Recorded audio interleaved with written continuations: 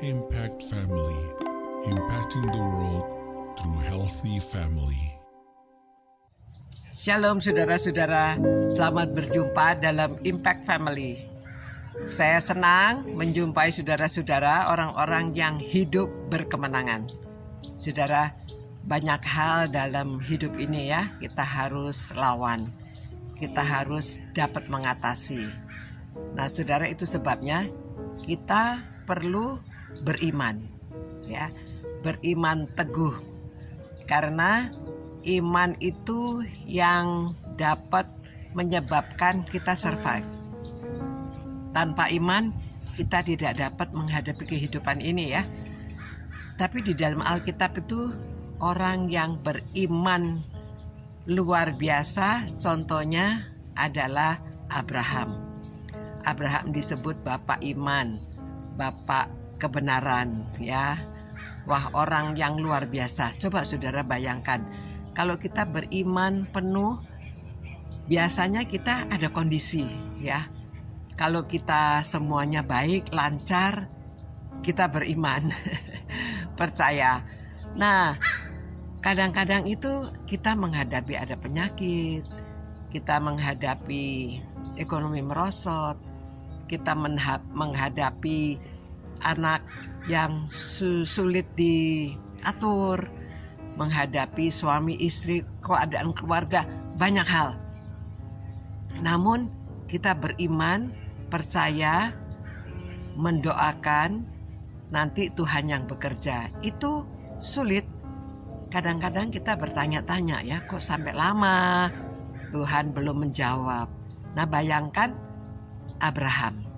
Dia itu kan sampai 75 tahun itu masih dikasih janjinya. Padahal dari semula sudah dijanjikan dia, kamu pergi ke suatu tempat, nggak diberitahu ke tempatnya mana.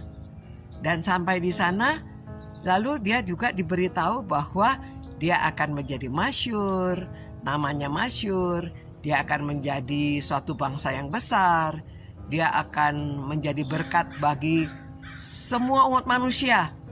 Nah, tapi sampai kapan? Anak aja gak punya. Nah, akhirnya saudara sudah umur 100 ya, dia baru mempunyai anak yang dijanjikan, Ishak ya.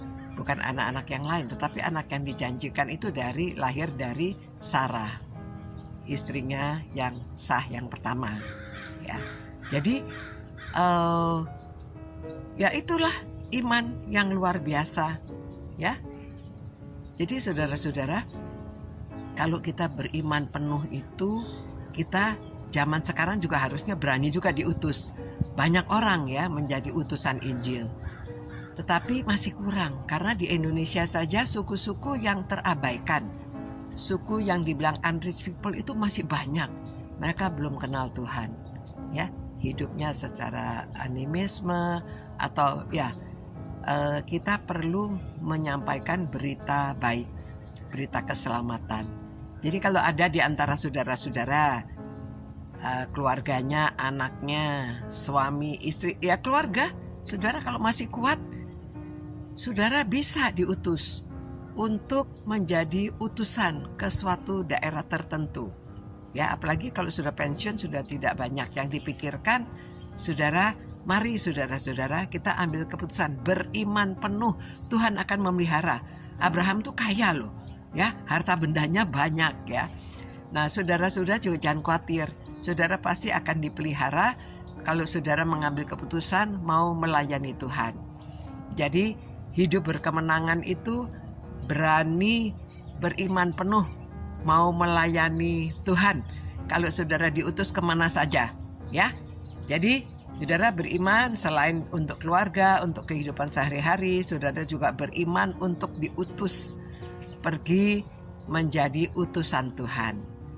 Mari saudara kita berdoa dan doakan supaya ada orang-orang yang diutus, tapi termasuk doakan diri sendiri. Siapa tahu saudara juga diutus oleh Tuhan. Kalau masih kuat, pergi kemana saja. Tuhan, terima kasih Tuhan. Kami memiliki teladan iman yang luar biasa, Abraham.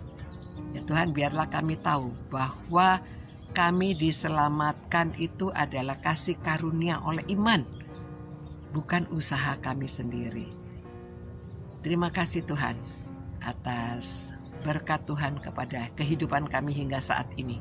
Biarlah kami akan hidup beriman teguh, mau melayani Tuhan kemana Tuhan utus kami pergi, supaya kami siap.